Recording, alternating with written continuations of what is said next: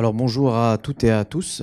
Aujourd'hui, vous regardez le Cercle des Échos, une édition spéciale sur l'impact justement du PLF 2024 sur l'industrie pharmaceutique et plus précisément l'exonération de la TVA sur les médicaments. Un sujet bouillant dont on va parler pendant une petite heure. Avec d'abord Mohamed El-Houbachi, le président de l'Association marocaine du médicament générique. Bonsoir. Avec Mohamed El Bouhmadi, président de la Fédération marocaine de l'industrie et de l'innovation pharmaceutique. Bonsoir. Et Mohamed Bouraleb, qui est expert comptable, commissaire aux comptes. Bonsoir.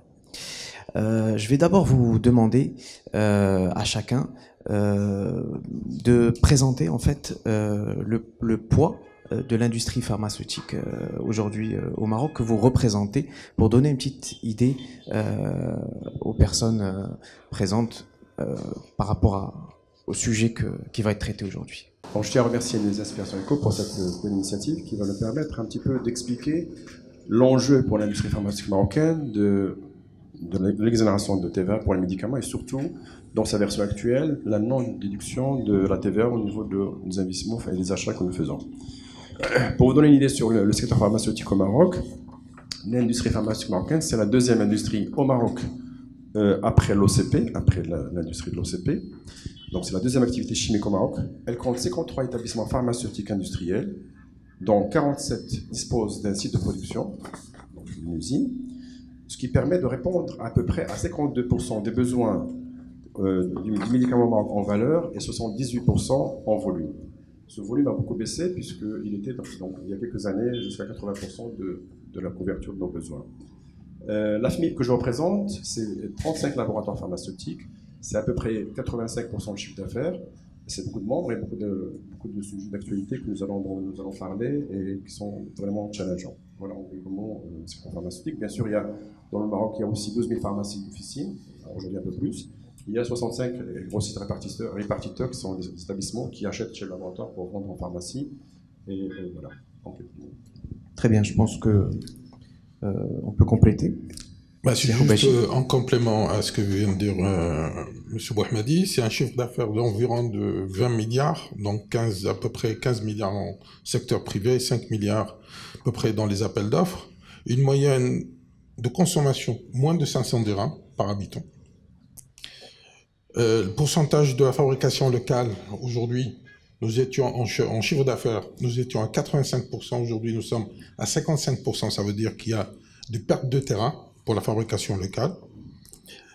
L'importation à peu près 45%. Le taux de pénétration de générique, qui était en 2012 autour de 15%, aujourd'hui nous sommes fiers qu'il atteint 40%. Et nous venons ensemble de signer un contrat programme 2022-2027 avec l'engagement de ramener ce taux de pénétration à 70%. C'est quand même 65 000 emplois directs et indirects. C'est quand même 1,5 point de PIB. Et un investissement, non des moindres, c'est à peu près 1 milliard de dirhams par an. Voilà ce que je voulais rajouter par rapport à ce que vient de me dire mon collègue. Et puis je compléterai par dire que Sa Majesté a placé ce secteur parmi les secteurs stratégiques du pays, avec l'énergie et l'alimentaire. Donc c'est vraiment en plaçant aussi l'encouragement de la fabrication locale, la fabrication de médicaments au Maroc et notamment des génériques. Donc c'est un secteur stratégique, mais il devrait l'être aussi par les faits, pas uniquement sur le papier. Très bien. Je vais commencer par l'actualité chaude. Vous étiez au Parlement tout à l'heure, aujourd'hui même. Est-ce que vous pouvez nous expliquer qui vous avez rencontré et quelles sont vos inquiétudes, vos revendications?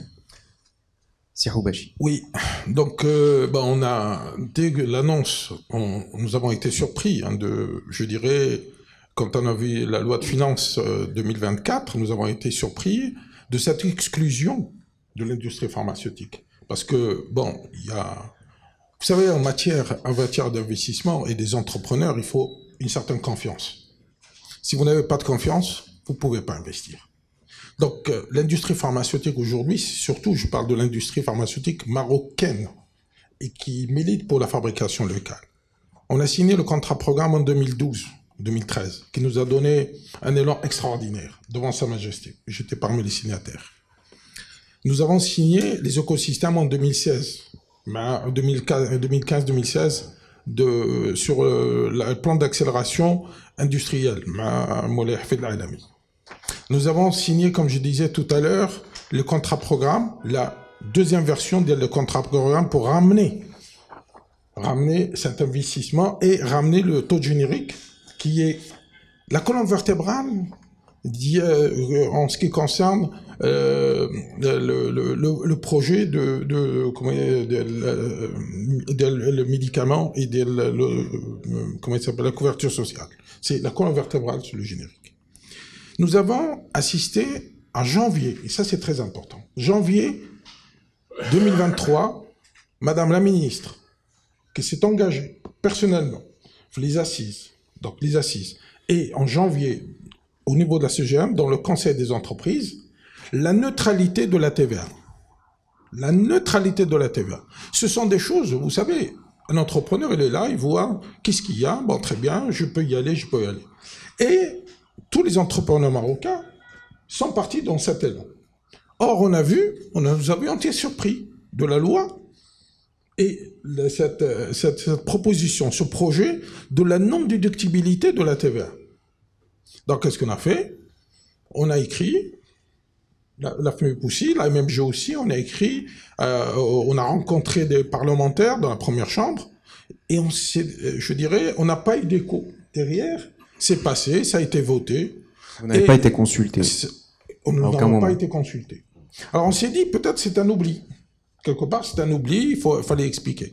Et là, je dirais, depuis mardi, on a pris notre bâton pèlerin et on sommes partis voir les partis politiques qui nous ont bien reçus, hein, que ce soit l'opposition, que ce soit les gens de la majorité. Ce matin, j'étais avec les gens de la RNI, du PAM, du Parti Istiqlal pour l'expliquer et que, sincèrement, ils ont compris nos doléances. Parce que l'industrie pharmaceutique, aujourd'hui, on parle de la souveraineté nationale. On parle de la souveraineté nationale, on parle de l'emploi, on parle quelque part aussi du positionnement du Maroc au niveau de l'export. Donc tout ça se trouve aujourd'hui altéré par rapport à ce projet. D'autant plus, et on rentrera dans le détail tout à l'heure, c'est que à la lecture de ce projet de la non-déductibilité de la TVA, nous, quelque part, on condamne la fabrication locale. Je m'explique. Un produit importé va payer 0, il va être vendu à 0. Aucun impact. Mais un produit fabriqué localement va recevoir d'office plus 20% de TVA non déductible. Donc c'est quelque chose de contraire par rapport à tout ce que nous avons entendu. La neutralité, la compétitivité, tout ce que nous avons entendu jusqu'à présent, aujourd'hui, c'est contraire. Je pense, sincèrement, je me dis peut-être qu'il y a une erreur qu'il va falloir corriger, et c'est pour ça je remercie tous les partis politiques, et je remercie, je dirais, cette prise de conscience de ces partis politiques. Voilà. Si Mohamedi, il va y avoir de lourdes pertes finalement pour l'industrie pharmaceutique, si tout cela est mis en place. Si vous avez le droit de les interrompre à tout moment. Alors, je pense qu'il serait peut-être intéressant de remettre les choses dans le cadre, parce que peut-être... Replacer notre action, s'il vous plaît, bien sûr, avant de remettre les choses dans leur cadre. Au niveau de la Fédération marocaine de l'industrie pharmaceutique, bien évidemment aussi, on a appris ça une fois que le projet a été déjà bien avancé, donc on n'a pas été consulté ni concerté. Sur le principe de l'exonération de la TVA pour les médicaments, nous sommes pour. Nous considérons que c'est une bonne chose. Le patient ne devrait pas payer la TVA de 7%, il ne devrait pas être doublement taxé par la maladie et par la TVA. Donc ça, c'est tout à fait évident que la TVA ne doit pas exister pour les médicaments. Médicaments remboursés en principe au minimum, mais si tous les médicaments, pourquoi pas. Donc, médicaments exonérés, oui, mais en contrepartie, il faudrait que l'aspect économique, nous sommes des industriels, nous sommes des investisseurs, donc il faudrait qu'on nous traite comme des investisseurs, comme des industriels. Nous sommes bien évidemment des entreprises citoyennes et nous assumons entièrement notre responsabilité d'entreprise citoyenne. On l'a démontré pendant le Covid. Et donc, tout à l'heure, quand vous disiez qu'il n'y avait pas beaucoup de tapage, effectivement, nous, on va pas faire des grèves pour se faire entendre, ou prendre les patients en otage pour être entendus. Vous parlez de tapage médiatique. Tapage médiatique, tout à fait. Non, non. Beaucoup de... Bon, on a écrit, on a rencontré les parlementaires aussi, on a rencontré des sénateurs, enfin, des gens de la deuxième chambre, des représentants de la deuxième chambre. Alors, nous avons rencontré les gens de la CGEM. On a tous expliqué à tous ces personnes l'impact et les effets collatéraux de la non-déduction de la TVA. Que le médicament soit exonéré, oui.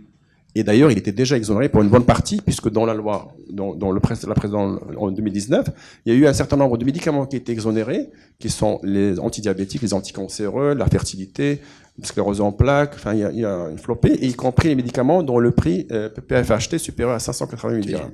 Tout ça, c'était exonéré. Donc la TVA qui restait payée, ça concerne une partie, et la TVA collectée, c'est 583 millions de dirhams par an. Donc aujourd'hui, l'État veut exonérer cette partie, et tant mieux, mais il ne devrait pas sacrifier l'industrie et l'investissement industriel en contrepartie.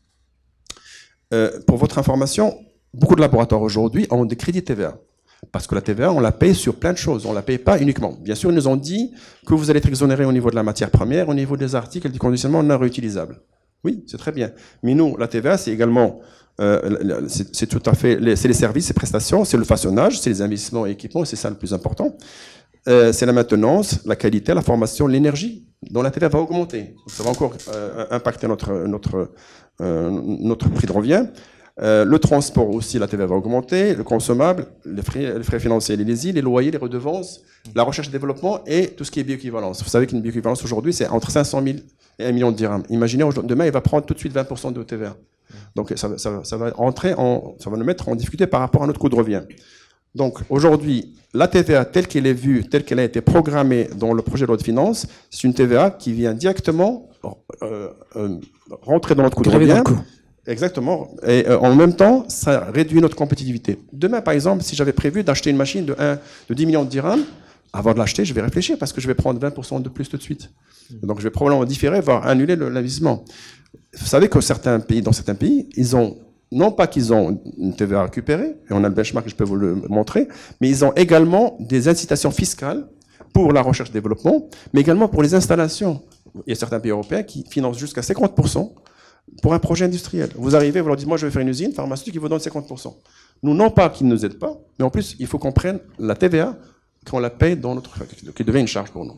Donc on parle de sacrifice. Siborel, vous partagez un peu la vision des choses. Oui, je partage totalement. Alors juste pour revenir à ce que je disais tout à l'heure, en fait, la problématique est la suivante, c'est que jusqu'à 2023, la TVA était déductible pour l'industrie pharmaceutique. Ce qu'on propose là en 2024, c'est qu'ils ne puissent plus du tout profiter de cette déductibilité de la TVA. Ce qui va impacter, donc hors les intrants médicamenteux, ce qui va impacter leur coût de production directement, qui va augmenter de fait de 20%. Donc aujourd'hui, et en même temps, on fait en sorte qu'il y ait une exonération des droits d'importation de médicaments. Donc on est en train de favoriser l'importateur par rapport à l'industriel marocain. J'ai un souci là-dessus, pour une problématique de souveraineté. Maintenant, par contre, je suis conscient qu'on demande à l'industrie pharmaceutique de faire des efforts. Est-ce qu'aujourd'hui, eux seraient prêts à faire un effort différemment, pas dans la TVA? Et ça, c'est une question que je me pose par contre. Les efforts. Imaginons, alors d'abord, j'ai une question. Pourquoi que l'industrie pharmaceutique? Parce que dans le projet de loi, il y a d'autres industries qui vont être exonérées, mais avec droit de déduction. Alors, si je peux juste répondre sur ce point. L'enseignement privé, l'industrie photovoltaïque, le logement social, les engrais, la construction navale, l'aéronautique. Pourquoi on a choisi, ça, je me pose la question, pourquoi c'est que l'industrie pharmaceutique? Alors, je pense peut-être avoir un élément de réponse. Allez-y. C'est qu'aujourd'hui, on est dans une problématique de généralisation de l'assurance maladie obligatoire. Oui. Et que forcément, en termes de volume, pour vous, 2024, ça va présenter plus de volume. Donc, est-ce que on vous donne et on reprend? C'est une question que je me pose. Et puis dans les idées reçues, si vous permettez, je vais répondre à cette question de façon précise. Est-ce que vous savez qu'aujourd'hui, depuis que la crise de Covid, tout a flambé. Tous les coûts de revient ont flambé. Le transport, la matière première, les articles de conditionnement, tout a flambé. Pourtant, les médicaments continuent à baisser aujourd'hui au Maroc. Nous avons simplement demandé est-ce que les produits à bas prix, qui sont moins de 50 dirhams, ne baissent plus, et on n'a pas été entendu. Aujourd'hui, vous avez des prix qui continuent à baisser, et aujourd'hui, notre rentabilité est remise en cause, en question. Donc souvent, on sera obligé d'arrêter des produits. Et vous savez que même pour arrêter les produits, on doit demander l'autorisation au ministère de la Santé. Donc le secteur de l'industrie pharmaceutique est spécial. Si par exemple on était un secteur comme les autres, et qu'on avait une TVA où il n'y a pas de droit à déduction, et qu'on l'impactait sur le prix final, il n'y a aucun problème. Le produit était vendu à X, on va le vendre plus et on va impacter. Aujourd'hui, non. Nos prix sont contrôlés par le ministère de la Santé, par l'État, par un décret, et donc ils sont fixés. Donc aujourd'hui, lorsque le produit a une TVA, la TVA est rajoutée. Sans TVA, demain, lorsque la loi sera promulguée, on aura à baisser les prix. Là où il y a la TVA, on va enlever les 7%. Et donc, on n'est pas un secteur comme les autres. Donc l'effort, on le fait tout le temps, puisque on accepte, et on le fait, aujourd'hui, de commercialiser des produits parfois à perte, parce qu'on travaille simplement en disant le mix produit nous permettra de continuer à exister. On ne va pas se lamenter sur notre situation. On ne va pas dire qu'on perd de l'argent, on est à la rue. Non. On gagne quand même notre vie, et c'est important puisqu'on crée des emplois. Mais qu'est-ce qu'on veut? Est-ce qu'on voudrait avoir des industries florissantes qui génèrent un résultat, de la valeur ajoutée, créer des emplois, ou on voudrait des gens qui vivent constamment en train de rembourser les crédits et jamais de se développer? Nous, on voudrait une industrie forte, indépendante, souveraine, qui permet aujourd'hui de répondre aux besoins du Maroc, mais également, pourquoi pas, du continent, et faire la coopération sud-sud, faire des transferts technologiques vers le sud.